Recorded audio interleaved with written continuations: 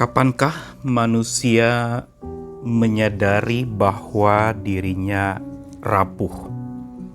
Tentunya bukan pada saat di mana segala sesuatu yang terjadi dalam hidupnya itu serba lancar, kejayaan, kenikmatan, kegembiraan, pencapaian-pencapaian yang sesuai target. Saat itu tentu saja seseorang sedang merasa teguh, tidak rapuh. Tapi ketika kemalangan tiba, ketika sakit penyakit menyerang, ketika habis-habisan bangkrut dan resesi menimpa, saat tidak berdaya lagi, pada saat itulah biasanya seseorang baru menyadari bahwa dirinya rapuh. Padahal kalau mau ditelusuri, rapuhnya kita sesungguhnya adalah sebuah kebenaran yang tidak pernah bisa diganggu-gugat. Bukankah manusia ketika lahir itu tidak berdaya? Bayi yang hanya bisa menangis, tidak bisa apa-apa kecuali memang harus digendong, ditopang, diberi makanan. Dia belum bisa berbuat apa-apa. Dia masih rapuh. Tetapi begitu pula saat manusia sekarat menjelang ajal, di situ pun dia sesungguhnya rapuh. Tapi kebenaran tentang kerapuhan itu sesungguhnya sebuah kebenaran hakiki yang tidak pernah bisa diganggu-gugat dalam hidup manusia. Saya Nikolas Kurniawan menemani di dalam sabdanya menyapa kita lagi hari ini. Masih kelanjutan dari Mazmur 90, kali ini ayat yang ketiga sampai yang keenam. Engkau mengembalikan manusia kepada debu dan berkata, kembalilah hai anak-anak manusia. Sebab di matamu 1000 tahun sama seperti hari kemarin apabila berlalu. Atau seperti suatu giliran jaga di waktu malam. Engkau menghanyutkan manusia mereka seperti mimpi, seperti rumput yang bertumbuh, di waktu pagi berkembang dan bertumbuh, di waktu petang lisut dan layu. Mazmur 90 seperti yang saya katakan kemarin, ditulis oleh Musa dan berdasarkan apa yang dialami oleh Musa. Menurut catatan, Mazmur ini terungkap setelah Musa mendapatkan perintah atau firman Tuhan yang menegur bangsa Israel yang memberontak di Kades Barnea. Tercatat di dalam kitab Bilangan 13-14. Dan waktu itu Tuhan mengumumkan bahwa semua orang yang berumur 20 tahun akan mati dalam waktu 40 tahun ke depan.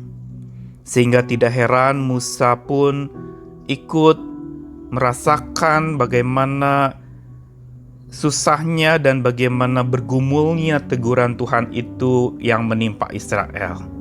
Sehingga kalau membaca Mazmur 90 ini adalah Mazmur yang berbicara banyak tentang waktu hidup manusia yang serba terbatas. Kalau di dalam ayat 1-2 bicara Tuhan adalah rumah kita yang sejati, maka ayat yang ketiga sampai ke-6 ini justru berbicara tentang kerapuhan manusia. Bukan saja seperti bayi yang baru lahir tidak bisa berdaya apa-apa, dan yang sudah sekarat menjelang ajal juga tidak berdaya apa-apa. Tetapi lebih dalam lagi di dalam Mazmur ini dikatakan bahwa kerapuhan manusia itu adalah hakikat manusia. Dikatakan, kembalilah hai manusia. Engkau mengembalikan manusia kepada debu. Tuhan mengembalikan manusia kepada debu. Apa makna pernyataan ini? Apakah karena amarah Tuhan membuat manusia berubah jadi debu? Jelas bukan. Kata mengembalikan ini justru membawa manusia kepada hakikat dasarnya, agar manusia sadar siapa hakikat dirinya yang mendasar, yaitu bahwa manusia tercipta memang rapuh. hanya dari debu. Tanpa nafas Tuhan, maka dia hanya debu, tidak berdaya apa-apa. Dan justru karena debu, maka manusia sangat terikat erat pada nafas Tuhan. Karena nafaslah yang memberi nyawa, yang membuat manusia bisa hidup, bisa bergerak, bisa beraktivitas, berpikir, dan sebagainya. Ini menegaskan kepada kita betapa tanpa Tuhan kita rapuh. Tanpa Tuhan yang menjadi tempat perteduhan kita, maka kita rapuh serapuh-rapuhnya. Justru itulah kita perlu terikat erat kepada Tuhan. Karena Dia yang memberikan pada kita keteguhan dan perteduhan itu. Karena Tuhan tahu kita rapuh dan Dia berikan itu. Keteduhan dan peneguhan dari hatinya. Selain itu, ketika dikatakan Tuhan mengembalikan manusia kepada debu dan berkata, "Kembalilah hai anak manusia," sesungguhnya ini juga mau mengingatkan tentang bukan saja hakikat diri manusia, tetapi siapa yang paling berdaulat atas hidup manusia. Justru karena manusia hakikatnya debu, rapuh, dan tidak berdaya, maka dia harus bersandar penuh dan utuh kepada Tuhan yang berdaulat. Yang di situ dikatakan, di mata Tuhan 1000 tahun sama seperti hari kemarin bila berlalu. Dan manusia itu digambarkan seperti mimpi, hanya satu malam, besok tidak ada lagi. Manusia itu begitu singkat hidupnya, seperti rumput yang tumbuh waktu pagi berkembang, tumbuh waktu petang, lisut dan layu.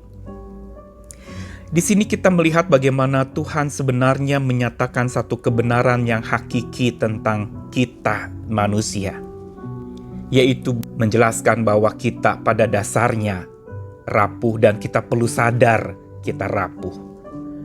Masa-masa pandemi ini sebenarnya mengajarkan kita betapa rapuhnya manusia. Dan ketika digoncangkan berbagai macam masalah yang menimpa, makin manusia harusnya menyadari akan kebenaran ini. Dia rapuh.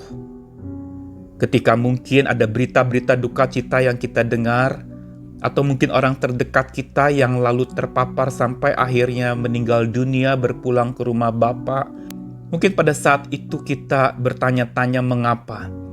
Tetapi kita tidak pernah bisa menyangkali sebuah kebenaran bahwa memang pada akhirnya kita semua akan kembali jadi debu.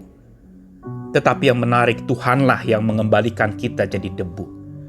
Bukan manusia, bukan juga si jahat, tapi Tuhan yang kembalikan kita. Berarti yang kembalikan kita menjadi debu itu adalah Tuhan yang Maha Kasih, yang paling berdaulat.